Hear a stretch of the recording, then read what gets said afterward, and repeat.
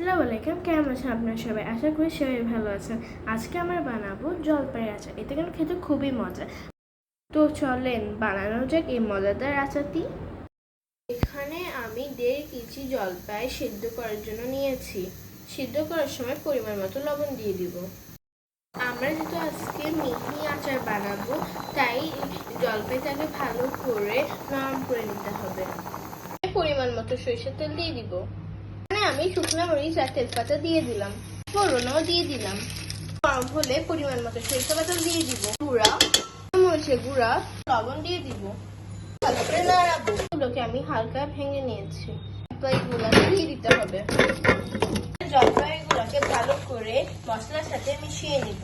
আমরা ভিনেগার দিয়ে দিব। চিনি খান সেরকম চিনি দিবেন। দেখেন কি সুন্দর কালার এসেছে।